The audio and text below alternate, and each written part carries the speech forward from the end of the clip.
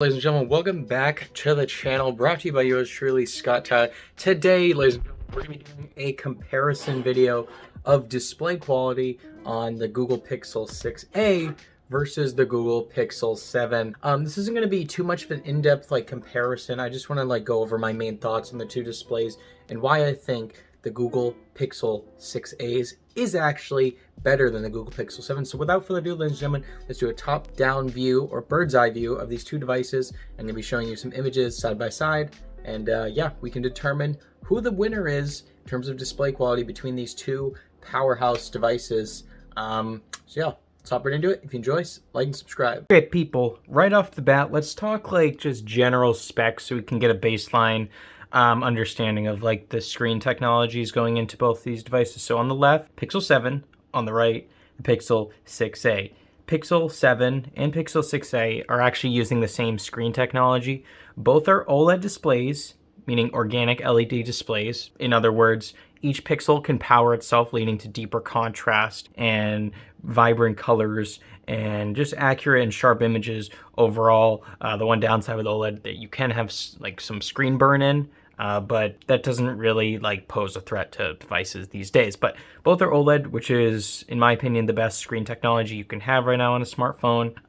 Both are incredibly sharp. In terms of screen resolution, they are both 1080p panels, so that's full HD. That's not 2K or 4K or 8K or anything like that. This is just standard full HD resolution on each of them. In terms of screen size, we have 6.3 inches for the Pixel 7, and then for the Pixel 6a, we have 6.1 inches, so we have a 0.2 inch differential between the two. And because of that, ladies and gentlemen, so we have that screen size differential, the 7 being slightly larger. However, you're retaining the same screen resolution. So since they're both 1080p panels, you have the same number of pixels in each display. However, because the Pixel 6a's display is slightly smaller with the same number of pixels, to the human eye, it's going to look like it's slightly sharper than the Pixel 7. And we'll look at a couple images just to test that hypothesis. But I can actually tell a difference when I was running the 8K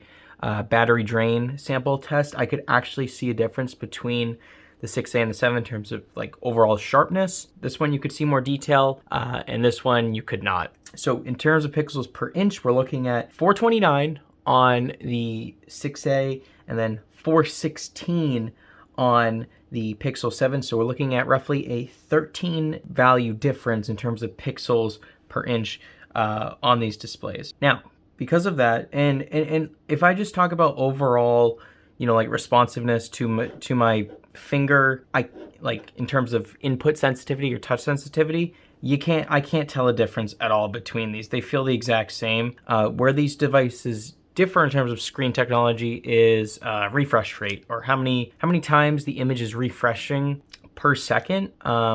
So that kind of leads into how smooth the display looks when you're, scrolling or involving anything that requires transitions on the display, essentially.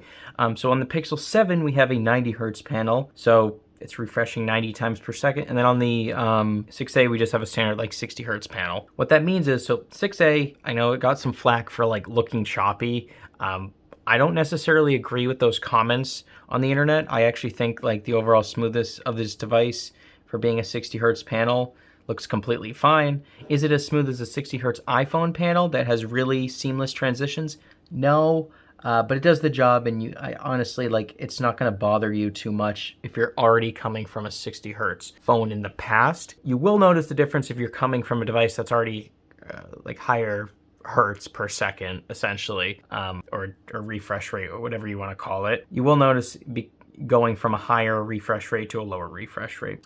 So I don't know if this video is going to do it justice, but you can notice a substantial sort of increase in overall device smoothness with the 7 on the left-hand side. That's just because you're getting that adaptive refresh rate, which is gonna, it's gonna drain battery. However, your device is gonna feel much smoother than using the 6A. It's personal preference. However, you also have to take into account price point here. Like this one costs like $5.99 right now, and the 6A, I've seen it on sale like as low as like $3.99. So you're seeing a big difference in price.